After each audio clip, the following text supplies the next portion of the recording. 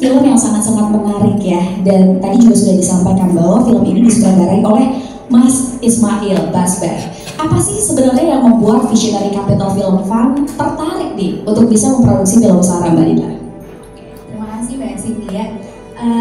Hari ini sebetulnya kami semua dari Visionary Capital Film Fund merasa sangat bahagia dan bangga sekali karena akhirnya perjalanan yang cukup panjang tentunya untuk film ini sampai akhirnya kita bisa menghadirkan film ini untuk ditonton oleh teman-teman, dan kita akan world premiere sekali lagi di Busan International Film Festival. Wow, kita kasih aplaus.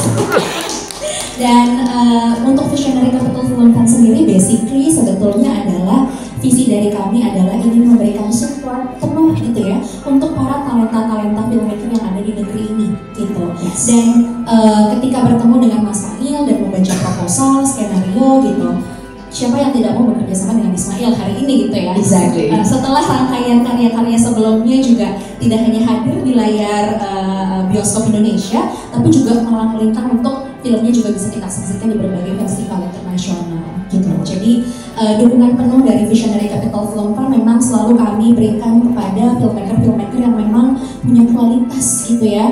Dan apalagi kita tahu bahwa Sarah ini adalah sesuatu yang sangat personal tentunya. Yes. Untuk Bapak Direktur kita, nanti mungkin Mas Ismail bisa sharing. Oh, kita colek nanti ya, kita betul lagi ya. Kenapa sih pengen banget bikin film ini gitu. Jadi ketika kita dengar sebenarnya kenapa sih Mas pengen banget bikin film ini gitu, kita juga pengen tahu. Dan setelah kita membaca skenario gitu ya, apalagi penonton, kita tahu bahwa Visionary itu memberikan support karena kita merasa bahwa cerita ini penting untuk dijadikan sebuah film gitu. Jadi ceritanya tuh sangat menyentuh, dan aku rasa teman-teman perlu menonton untuk bisa lebih memahami lagi value of life.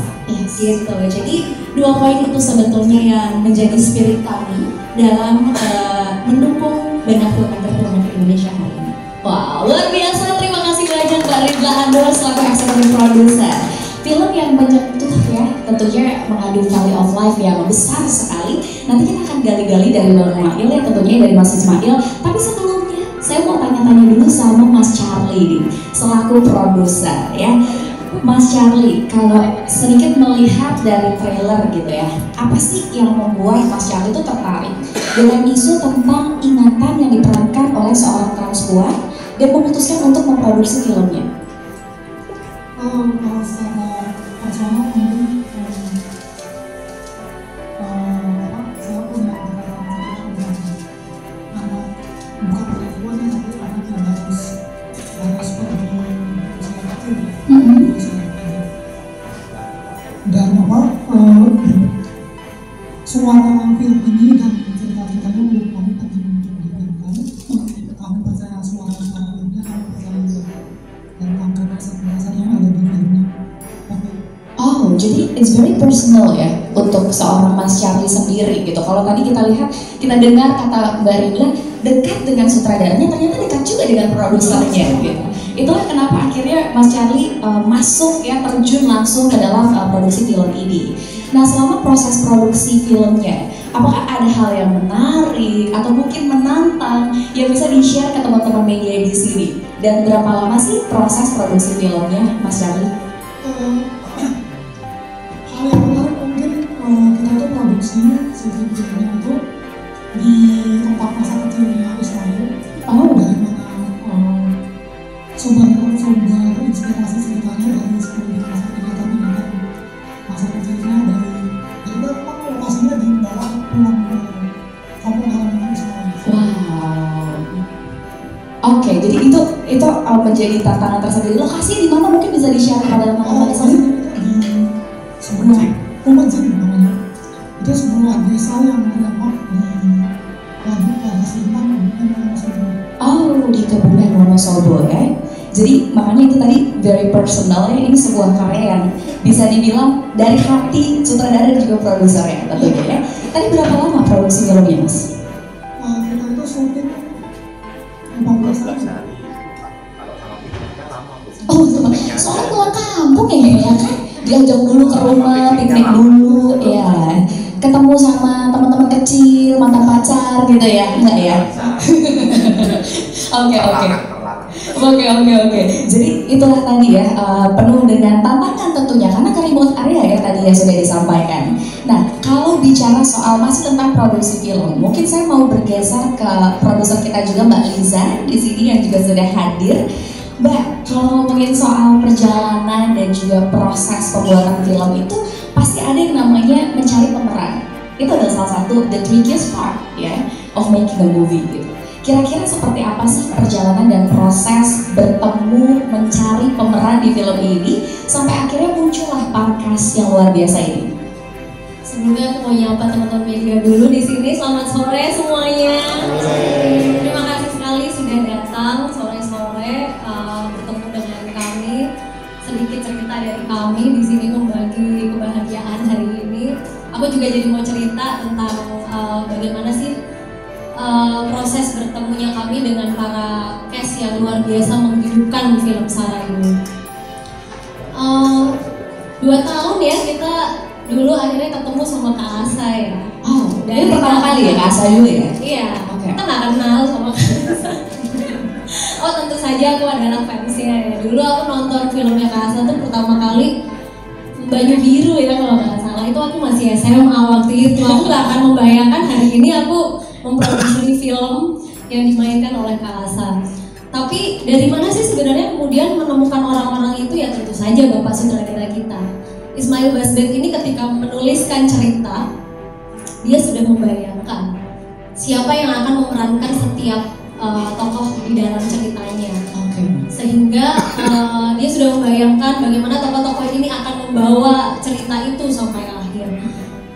Mungkin waktu itu kukira juga mungkin gak ya orangnya gini, tapi dia kalau kamu disuruh milih yang terbaik siapa yang mau siapa sih orang-orangnya, dia sebutin nama-namanya. Ya udah, aku coba. Ya udah, dari perjalanan itu kemudian anyway ini kan film pertamaku ya, film panjang fiksi pertamaku. Jadi itu juga tantangan yang besar sekali buat aku kemudian mencoba untuk berkenalan sama teman-teman ini dari nol banget. Aku menceritakan visi sutradara dan visi kami, rencana-rencana dari film ini. Jadi ngobrolnya itu bukan ngobrol mau main film ini enggak. Kita benar-benar bertanya persoalan-persoalan yang ada di cerita ini penting nggak untuk mereka.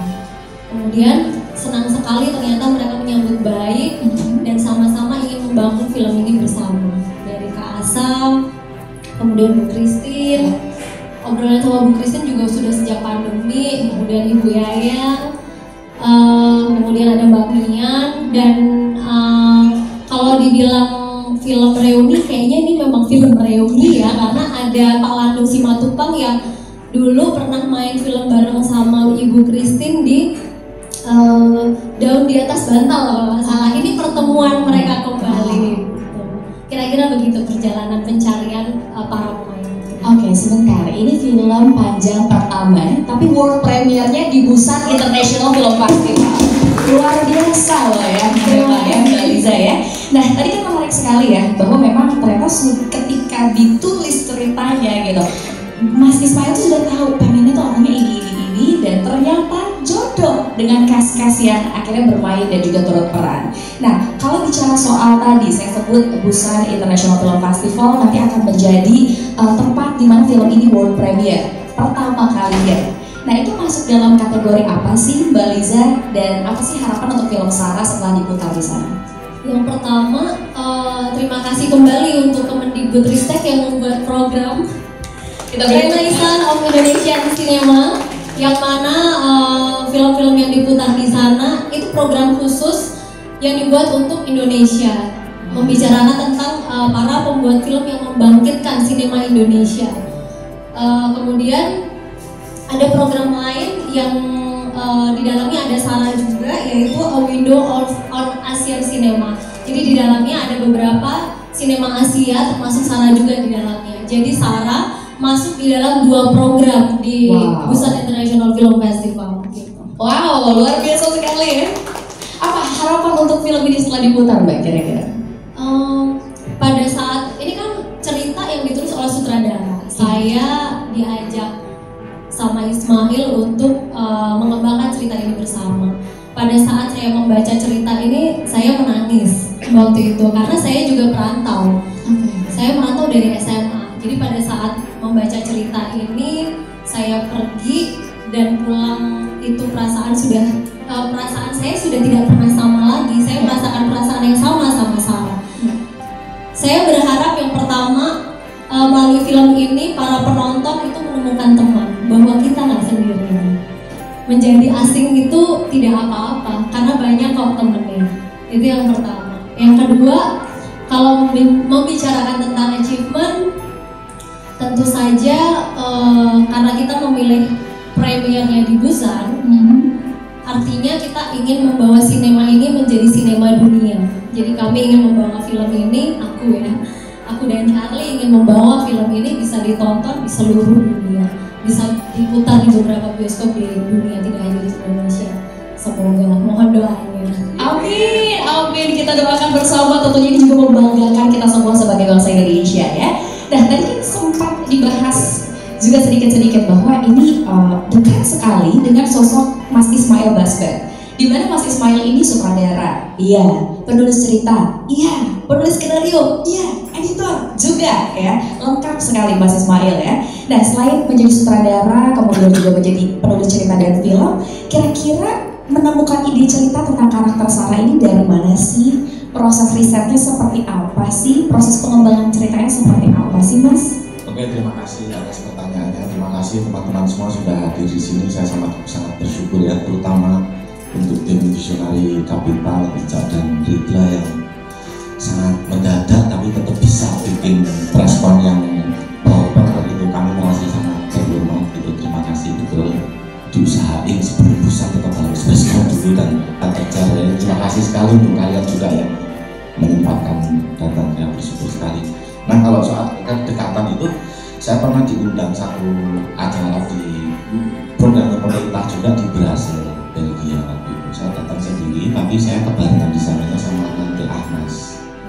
Nah, dia itu program, katakanlah kuratornya untuk program itu dari pemerintah. Nah, dari serangkaian film yang diputar di Brasil itu setelah saya banyak keliling ke banyak festival dan sebagainya itu tuh saya merasa ada kegelisahan gitu ya Kak di dalam diriku.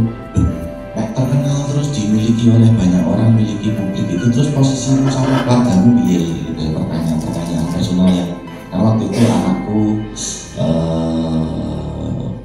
2 ya, baru belum 3 kayak sekarang SJ 2 gitu, dan aku ngerasa sebagai bapak itu kayak terlalu fokus sama keartisan ya, keartisan gitu. Jangan-jangan apa ya, jalan yang aku tempuh ini bukan jalan yang aku tuju, tapi tempatku melarikan diri dari sesuatu gitu ya. Nah, itu aku gali waktu di Brasil, lagi ngobrol sama Nanti Anas, perasaan-perasaanku, terus ngobrol sama Laves atau Laves Santani.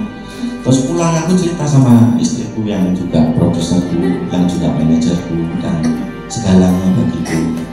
Dan aku cerita sama dia, Dik, ternyata Dik, aku tuh jauh-jauh pergi sampai ke internasional. Ternyata yang aku cari itu diriku sendiri gitu. Aku punya ide, terus aku cerita tentang orang-orang yang sebenarnya ketika pergi dia itu cuma cari jalan untuk pulang gitu. Dia itu nggak punya keberanian untuk pulang karena di masa lalu itu segala sesuatunya nggak clear, nggak terlihat gitu. Menariknya waktu itu ada aku, ada Ija, ada Charlie yang semuanya sama, merantau dan nggak bisa pulang. Bisa menarik ya, kayaknya kita bikin cerita tentang orang-orang yang 20 tahunan itu pergi dan ketika pulang semuanya serba asing. Nah, kemudian idenya digali gitu kan, idenya digali untuk yang mosok sih kita waktu itu sudah cukup terkenal, udah punya nama ya dari independen, mosok bikin film yang curhat rasa-rasanya kayak pernyataan besar-besaran sama publik lah ya, mosok nggak sensitif sama kebutuhan masyarakatnya apa. Terus kita riset sampai nemu artikel tentang Ibu Sinta itu pengasuh pesantren bahaya di Jogja gitu. Nah dia baru dapat award dari pemerintah Swiss ya waktu itu sebagai katakanlah freedom human rights defenders ya, sekarang udah almarhumah. Nah waktu itu aku kepikiran, oh ini lucu nih, ini mereka ini teman-teman transgender ini tidak hanya secara gagasan tapi secara tubuh itu melakukan pencarian. Gimana kalau tokoh ini transgender aja, kita pinjam cerita mereka untuk melakukan sesuatu yang lebih besar gitu kan. Nah akhirnya aku ketemu di Sinta itu, terus saya konsultasi sama Koni Mansanto, tahu dia banyak membuat film tentang teman-teman transgender. Saya konsultasi dengan John Badalu, ya teman-teman dekat yang menarik nggak ya kalau ceritanya begini begitu. Sampai akhirnya saya cerita sama Bu Yayang sama Bu Christine dan bentuknya udah naskah draft satu, udah cerita lah gitu. Dan aku bilang, Bu ini cerita saya untuk ibu saya, karena saya pengen ngomong nggak sampai, karena saya tuh asing untuk dia. Jadi orang tua kita itu kan nyekolahin kita berharap pinter terus bisa mandiri menghidupi diri sendiri kan. Tapi kan yang kita inginkan sebenarnya menyenangkan orang tua ya. Tapi kan nggak ngerti caranya juga orang tua kita hidup dalam era yang lain juga kan gitu. Nah kesesatan dan keterasingan itu yang saya eksplorasi, dan kenapa harus Bu Yayang sama Bu Christine, selain mereka orang-orang baik yang luar biasa sayang sama aku sejak saya masih volunteer di festival ya, saya belum jadi pembuat film besar lah gitu ya, mereka udah perhatian sama kami karena mereka ibuku ngefans sama mereka berdua.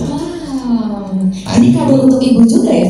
Tapi kan 2 tahun kemudian sejak itu ibuku meninggal juga, jadi akhirnya proses 2 tahun aku ngobrol sama Bu Yayang, Bu Christine dan teman-teman dekat, masih teman-teman dekat, belum ngomongin tokoh Asa sama Ayunya karena kita waktu itu masih belum kebayang siapanya. Akhirnya di perkembangan idenya udah solid, udah jadi, ya sudah, pandemi toh, pandemi dan sebagainya. Akhirnya saya WhatsApp Bu Yayang, Bu Christine, Bu mohon maaf sekali, saya kayaknya stop dulu, saya nggak kuat secara mental. Habis pandemi terus ibuku meninggal, apa itu tekanannya terlalu besar buat saya, apalagi ini film tentang saya kan, tentang saya dan ibu saya, malah ibunya meninggal beneran kan, kayak wah tekanannya terlalu inilah. Tapi Bu Yayang meyakinkanku suatu ketika nanti kamu harus tetap buat kadunya itu harus tetap selesai meskipun ibu sudah meninggal. Dan aku ingat itu baik-baik, aku cerita sama teman-teman, nanti kalau aku udah siap, sekarang aku fokus sama keluarga utama aku dulu. Itu kenapa waktu diajak keluarga Cemara 2 langsung bilang iya, oh iya, karena itu kan keluarga kan saat ini ya. Aku sebagai bapak, ibaratnya aku refreshing, aku berkenalan dengan anak-anak itu supaya aku ikut besar hatinya, ikut sembuh ya pelan-pelannya dukanya apa dan sebagainya. Dan kemudian Ija berhasil meyakinkanku dengan Bu Christine untuk kenalan sama Asa. Padahal Christine kenal, tapi tetap nggak mau kita dibantu, kita mau usaha sendiri. Akhirnya Ija yang cari jalan, kita kenalan lewat Mama Regi, dari Mbak Nimas ke Mama Regi, terus Mama Regi akhirnya ke Kak Asa dan keluarga. Alhamdulillah responnya bagus, idenya Kak Asa juga mendukung secara gagasan. Kita nggak pengen ketika film ini keluar terus orang sibuk melulu tentang transgender dan bahayanya sampai lupa membicarakan hal yang paling mendasar, bahwa ini tentang manusia yang ingin pulang ke haribaan ibunya, tapi ibunya tidak bisa menerima itu karena persoalan-persoalannya. Jadi aku minta maaf, bukan sok-sokan kontrol atau berbicara sesuatu terhadap media ya, tapi aku berharap betul jangan terlalu di-highlight soal transgender atau apa ya, tapi berbicaralah tentang transgender sebagai manusia sama seperti kita, karena tujuan film ini dibuat itu sebenarnya. Itu kenapa kita ajak teman-teman yang punya kesadaran yang sama, bahkan krunya juga begitu. Jadi insya Allah kita udah usahakan yang terbaik sejujur mungkin dan seterbuka mungkin dalam pembicarakan gagasannya. Tapi memang respon publik pada akhirnya sendiri-sendiri kan. Ya ini kita sudah rela film yang ini memang versi yang kelar, yang kita siap ya untuk ditonton publik, dan mereka ini masih malu-malu ya jawabnya. Kalau saya pengen banget ini ditonton banyak orang di Indonesia justru, karena kalau ini ditonton cuma di internasional nanti kayak film-film personalku yang lainnya cuma di internasional. Dan aku juga pengen, karena ini nggak sepusing itu kok filmnya, nggak sepusing film-filmku yang itu gitu loh. ini aku tahu diri banget, aku menahan diri banget, ada naskahnya bahkan ya, ada dialognya. Film ini usaha kami bersama dengan sangat bersahaja berbicara tentang manusia Indonesia dan bersama-sama mencoba memberi kontribusi atau perspektif ya yang lebih humanis dan lebih toleransi terhadap gagasan-gagasan perubahan. Jadi progres itu tidak harus melulu tentang muka, tapi juga tentang kesempatan-kesempatan baru. Nah, film ini berbicara tentang keduanya. Wow, that's very deep and personal. Bentar dulu belum selesai Bang Ismail. Saya masih iya, ini saya agak merinding tadi dengar ceritanya karena memang betul-betul dibuat dari hati apa yang dirasakan kegelisahan seorang Mas Ismail Basbah dan membuat kita semua juga menjadi semakin penasaran. Nah, ini kan pemutaran perdana world premiere di Busan International Film Festival itu adalah kembalinya seorang Ismail Basbah. Karena setelah pemutaran mobil bekas dan kisah-kisah dalam putaran 6 tahun lalu dalam program Kim Ji-sung Award, kira-kira gimana sih perasaan Mas Ismail ketika film Sarah ini akhirnya bisa diputar di Busan International Film Festival? Ya, seneng dan nervous. Pokoknya kalau saya tuh nervous gampang banget, semakin banyak ngomong. Jadi itu nervous. Gitu. Tapi saya tahu diri di sini bintangnya kan harusnya Asa ya, yang punya keberanian luar biasa untuk berbicara atas nama Sarah ya, kita bersyukur. Aku nggak bayangin film ini kalau waktu itu nggak ketemu Asa gitu. Jadi aku pikir saya berani pulang ke Busan ini ya katakanlah setelah 6 tahun. Dulu kan film saya lebih ngawur ya, lebih taktikal gitu ya, teman-teman ngerti lah. Artistik mentok gitu, apalagi sama Busan Bisiklet, produser kesayangan saya ini kan kalau bikin di yayasan Busan Bisiklet kan pasti lebih artistik gitu, lebih berani, boleh gila sehari kalau bahasanya dia gitu. Tapi film yang ini tuh semuanya sangat terkontrol, semuanya sangat bareng-bareng gitu ya. Jadi aku ngerasa nggak sendirian gitu. Pulang ke Busan aku seneng banget, ngerasa kayak didukung oleh banyak orang, aku ditemani banyak orang dan kami pun akan menemani Asa dan Sarah supaya tidak perlu merasa sendiri lagi gitu. Karena saya yakin sekali di luar sana di internasional maupun di Indonesia masih banyak sekali orang-orang yang punya hati nurani, masih punya kepedulian yang tinggi gitu. Cuma mungkin orang-orang itu tidak banyak bicara saja. Nah, mungkin melalui film ini kita akan bertemu untuk bersilaturahmi secara gagasan itu barangkali ya, tidak secara fisik, tapi seperti kata Rijal tadi pada akhirnya aku berharap ya meskipun nervous di Busan di apa, aku betul-betul berharap filmnya juga menemukan rumah yang tepat yang memang kita diapresiasi karyanya karena gagasannya urgent dan kemudian penting untuk dibicarakan di dunia, nggak hanya di Indonesia gitu. Tapi saya yang Indonesianya tak garis bawahi, tetap Indonesia. Oh iya. Ya kan, jangan sampai kayak yang kemarin-kemarin yo, bablas ke internasional di Indonesianya nonton aja sampai nunggu bajakan kan nggak pas lah rasa-rasanya gitu ya. Pastinya di rumah ini film yang ini insya Allah kami punya niat itu, Lija, Ijla, Cali dan Ica punya niat untuk tetap pulang ke Indonesia, tapi memang kita bicarakannya mungkin setelah Busan. Jadi sekarang belum ada kepastian, kita masih mau fokus ke festival dulu ya, mau lihat exposure festival gimana itu sih. Oke, terima kasih banyak Mas Ismail Basbah. Ini cerita tentang rumah dekat sekali dengan kita semua dan semoga di Indonesia juga mendapatkan tempat yang baik, tempat yang terindah untuk seluruh masyarakat Indonesia yang menyaksikan ya. Nah, tadi kan juga sudah disampaikan bahwa Sarah ini diperankan oleh Kak Asya Smaradara. Halo Kak Asya. How are you today? Baik-baik, selamat sore semua teman-teman. Selamat sore. Nah, ini kan menarik, tadi kita sudah dengar cerita dari Mas Ismail, Mbak Ridla, Mbak Liza dan juga Mas Charlie. Kamu sebagai pemeran Sarah sendiri, apa sih yang membuat Kak Asya memutuskan untuk, apa ketukir loh ya, saking udah Sarah banget ya. Apa sih yang membuat Kak Asya memutuskan, benar mirip ya, untuk akhirnya mau gitu menjadi pemeran Sarah di film ini? Ya, pertama adalah saya tidak ada pengalaman dunia acting itu satu ya. Jadi itu lebih personal dalam hal itu. Mungkin itu nanti bisa saya utarakan. Tapi yang terpenting adalah pada waktu saya ketemu Mail dan Mail cerita mengenai film ini, saya melihat Mail ada dua sebetulnya. Pertama adalah dari ide cerita dan gagasannya mengangkat seorang transgender ini. Kedua adalah dari film itu sendiri sebagai karya. Jadi itu yang menjadi pertimbangan saya dari bagaimana seorang seniman, saya melihat Mail ini seniman ya, yang mengangkat sebuah kisah yang tidak banyak diangkat di Indonesia dan kisah itu sebenarnya bukan sebuah kisah baru, tetapi sebuah kisah yang terkubur. Dan kita tidak bisa pungkiri itu ada di sekitaran kita gitu. Dan semakin saya dalami naskahnya, ini bukan hanya cerita seorang trans sebenarnya. Ini cerita kemanusiaan, hubungan ibu dan anak. Saya rasa setiap, terutama di Indonesia ya, keluarga itu kan sangat kuat. Dan faktor ibu itu udah mendarah daging lah di kita gitu. Itu udah otomatis di Indonesia itu terjadi. Dan film ini sangat kuat sekali itu, ibu dan anaknya. Dan masing-masing anak saya yakin tidak hanya seorang trans, dia pun lahir dengan keunikan ataupun hidup dengan yang wajar, tetapi ada kemisteriusan rasa hubungan dengan orang tuanya, bisa ibu, bisa bapak. Karena di dalam film Sarah ini pun juga ada sosok bapak yang juga cukup mempengaruhi emosi Sarah sebagai anak. Jadi ini sebenarnya sebuah keluarga, dan Sarah ini sebagai seorang transpuan yang mandiri, disitulah perjalanannya dimulai. Sebuah pencarian diri, penemuan rasa orang tuanya gitu. Nah ini yang menurut saya menarik.